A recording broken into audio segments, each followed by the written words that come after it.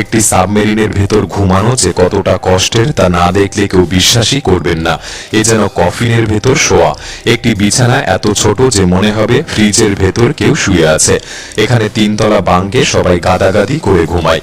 অনেকের নিজের বিছানাই নেই, একই খাটে একের পর এক পালা করে ঘুমাতে হয়। যে সিস্টেমকে বলে হট বাঙ্কিং, মানে একজন উঠে গেলেই আরেকজন সেই গরম খাটে ঢুকে পড়ে। সাবমেরিনে সময়ের ধরনও আলাদা।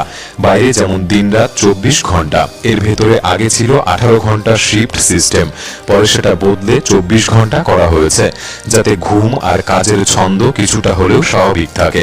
তাদের ছোট্ট ঘর, যেটাকে বলা হয় কোকুন, এটাই ব্যক্তিগত জায়গা।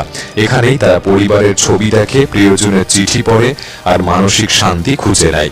আশ্চর্য লাগে যে যন্ত্রের অবিরাম গুনগুন আর হালকা দোলাই বাইরের মানুষের কাছে অস্বস্তিকর মনে হয়, সেই শব্দ আর দোলাই অনেক নাবিকের কাছে এই সাবমেরিনের ভেতর ঘুম পাড়ানি লরির মতো মনে হয়। একটি সাবমেরিনের প্রায় 130 জন নাবিক থাকতে পারে, তাই তাদের জন্য মিশনের শুরুতেই পাহাড় সম খাবার ভরে নিতে হয়, একসাথে প্রায় 15,000 পাউন্ড। তবে জায়গার অভাবের কারণে এইসব মালপত্র মেঝেতে, খাটের নিচে, এমনকি স্নানের ঘরেও খাবার বাক্সবন্দি করে রাখা হয়। প্রথম কয়েক সপ্তাহ নাবিকরা আসলেই খাবারের উপর দিয়ে হাঁটে আর ঘুমায়, ঠিক এরকম একটা ব্যাপার। তাজা ফলমূল আর দুধ এগুলি টিকে থাকে মাত্র 2 সপ্তাহ। তারপর শুধু ভরসা ক্যান, শুকনো খাবার আর ফ্রিজের খাবারের উপর। তবুও সাবমেরিনের ভেতরে ছোট্ট রান্নাঘর থাকে, যেখানে দাঁড়িয়ে অভিজ্ঞ শেফ তাদের জন্য সুস্বাদু খাবার তৈরি করে।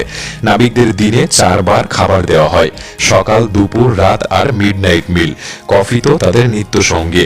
আর মনোবল বাড়াতে নিয়মিত আইসক্রিম আর ডেজার্টও দেওয়া হয়। সাবমেরিন মানে সমুদ্রের নিচে ভেসে থাকা এক ছোট্ট শহর। এখানে নাবিকরা নিজেরাই বানায় শ্বাস নেওয়ার অক্সিজেন আর খাওয়ার জল। সমুদ্রের নোনা জল ভেঙে অক্সিজেন আলাদা করে ট্যাঙ্কে জমা হয়, আর হাইড্রোজেন ফেলে দেওয়া হয় জলে। 130 জন মানুষকে টানা মাসের পর মাস অক্সিজেন দিতে হয়, তাই যন্ত্র দিয়ে অবিরত বানানো হয় বাতাস। জলও তৈরি হয় এক বিশেষ পদ্ধতিতে। নোনা জলকে গরম করে বাষ্প বানানো হয়, আবার ঠান্ডা করে তা মিষ্টি জলে পরিণত করা হয়। এই জল খাওয়া, রান্না, স্নান সবকিছুর জন্য ব্যবহার হয়। কিন্তু শুধু অক্সিজেন সরবরাহ করলেই হবে না, বাতাসে জমা কার্বন ডাই অক্সাইডও সাবমেরিন থেকে বের করে ফেলতে হবে। এজন্য আছে বিশেষ ধরনের ফিল্টার মেশিন। এভাবেই একটি সাবমেরিন জলের নিচে ভেসে থাকে, ঠিক অনেকটা মহাকাশ স্টেশনের মতো। তবে সব থেকে বড় চ্যালেঞ্জ তৈরি হয় তখন, যখন বাথরুম আর আবর্জনার প্রসঙ্গ ওঠে। সাবমেরিনে থাকে বিশেষ এক ধরনের ভ্যাকুয়াম টয়লেট, যে টয়লেট অনেকটা বিমানের মধ্যে দেখা যায়, এবং সাবমেরিনে তৈরি বর্জ্য জমা হয় ট্যাঙ্কে, আর নিয়ম মেনে সেগুলিকে সমুদ্রে ফেলে দেওয়া হয়, তবে তীর থেকে প্রায় 3 কিলোমিটার দূরে। সাবমেরিনে শুকনো আবর্জনা ফেলার জন্য বিশেষ ব্যবস্থা থাকে, যেগুলি স্টিলের ট্যাঙ্কের মধ্যে ভরে দেওয়া হয় এবং নিচে ভারী ওজন বসানো হয়, যাতে সহজেই সমুদ্রের তলায় ডুবে যায়। এই ক্যানগুলি ছাড়া হয় বিশেষ পাইপের মাধ্যমে, যেটা দেখতে অনেকটা টর্পেডো ছোড়ার মতো মনে হয়। আবর্জনা নিয়েও আগে থেকে পরিকল্পনা করা হয়, কতটা জমবে, কোথায় রাখা হবে, কবে ফেলা হবে, সবকিছুই হিসেব করে করা হয়। একটি সাবমেরিন শুধু মেশিনেই চলে না, নাবিকদের একে অপরকে বুঝে চলার উপরও অনেক কিছু নির্ভর করে। এখানে রাজনীতি বা ঝগড়াঝাটি একেবারেই নেই, কারণ এত লোক ছোট্ট জায়গায় একসাথে থাকলে ঝগড়া হলে শান্তি থাকবে না। শব্দও একদম কম রাখতে হয়, কারণ কেউ না কেউ সবসময় ঘুমাচ্ছে। হাঁটার সময়ও সবাই সাবধানে পাশ কাটিয়ে চলে, নইলে বারবার ধাক্কা লাগবে। স্নানের নিয়মও এখানে করা, মাত্র 3 থেকে 5 মিনিট স্নান করতে দেওয়া হয়। এতে জলও বাঁচে আর সাবমেরিনও নিঃশব্দে চলে। সবচেয়ে বড় কথা, সবাই একে অপরকে সম্মান দেয়, কারণ সবাই একই কষ্ট সহ্য করছে। তাই সাবমেরিনের কাজ মানেই এক ধরনের ভ্রাতৃত্ব, গর্ব আর আলাদা এক সম্মানের বিষয়। তবে সাবমেরিনে বিপদ আসতে পারে হঠাৎ করেই। এর জন্য আগে থেকে সাবধানতা অবলম্বন করে চলতে হয়। যেমন 1945 সালে জার্মানির U-1206 সাবমেরিন ক্যাপ্টেন নিজে নতুন টয়লেট চালাতে গিয়ে ভুল করে ফেলেন এবং ভাল্ব ভুল খোলায় ভেতরে ঢুকে যায় সমুদ্রের জল ও মল। জল গিয়ে ব্যাটারিতে মেশে আর তৈরি হয় বিষাক্ত গ্যাস। এতে গোটা ক্রু সদস্যরা মৃত্যুর মুখে পড়ে যায়। জীবন বাঁচাতে ক্যাপ্টেনকে সাবমেরিনটিকে ওই জায়গাতেই ভাসিয়ে তুলতে হয়, কিন্তু সাথে সাথেই ব্রিটিশ বিমান তাদেরকে দেখে ফেলে এবং আক্রমণ করে।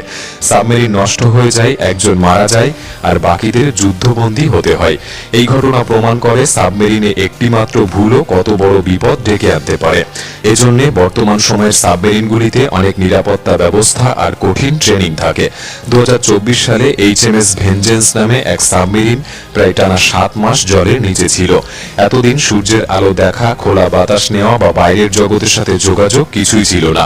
সাধারণত 3 থেকে 4 মাসের খাবার নিয়ে সাবমেরিনটি বের হয়েছিল, কিন্তু এত লম্বা সময় টিকে থাকার জন্য নাবিকদের ধৈর্য আর বুদ্ধিমত্তা ছিল ভরসা। অক্সিজেন বা জল নিয়ে কোনো সমস্যা থাকে না, কারণ সাবমেরিন নিজেই তা তৈরি করতে পারে। আসল ব্যাপার হলো পর্যাপ্ত খাবার মজুত রাখা।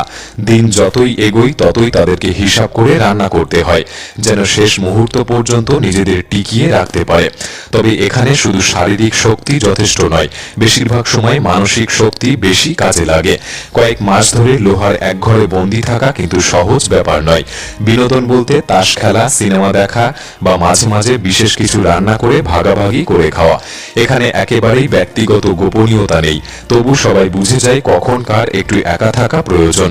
ব্যায়ামের জন্য কখনো কখনো টর্পেডো রুমকে জিমে পরিণত করা হয়, তবে এই প্রতিটি কাজ খুবই নিখুঁতভাবে করতে হয়, কারণ সামান্য ভুলও গোটা ক্রুদের প্রাণ কেড়ে নিতে পারে।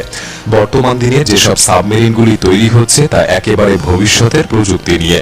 পুরনো পেরিস্কোপ নেই, সবই কম্পিউটার স্ক্রিনে। শব্দহীনভাবে চলে প্রতিটি যন্ত্র, যাতে শত্রুর কানে কোনো আওয়াজ না পৌঁছায়। আর সাবমেরিনের লোহার খোল এতটাই শক্তিশালী যে সমুদ্রের প্রচণ্ড চাপেও ভাঙে না। একজন সাবমেরিন নাবিকের জন্য সবচেয়ে বড় গর্ব হলো ডলফিন ব্যাচ। নতুনরা প্রথমে অনেক পরীক্ষা আর কড়া প্রশিক্ষণের মধ্যে দিয়ে যায়। প্রতিটি সিস্টেম, প্রতিটি জরুরি নিয়ম শিখে তারা প্রমাণ করে যে তারা পুরোপুরি দলের জন্য ভরসা হতে পেরেছে।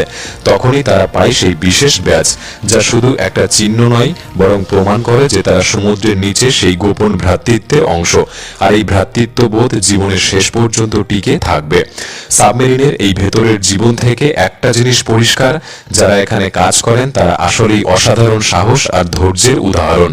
দিনের পর দিন সূর্যের আলো, খোলা বাতাস, পরিবার সবকিছু ছেড়ে তারা লোহার ভেতর বন্দী থেকে সমুদ্রের নিচে সেই দেশটির জন্য নিরাপত্তা রক্ষা করেন। ছোট্ট জায়গায় ঘুমানো, রান্না খাওয়া, কৃত্রিম বাতাসে শ্বাস নেওয়া আর সমুদ্রের জলকে পানীয় বানিয়ে টিকে থাকা, প্রতিটি মুহূর্ত ত্যাগ আর মানিয়ে নেওয়ার এক গল্প। তারা শুধু টিকেই থাকে না, শ্রেষ্ঠত্ব দেখায়।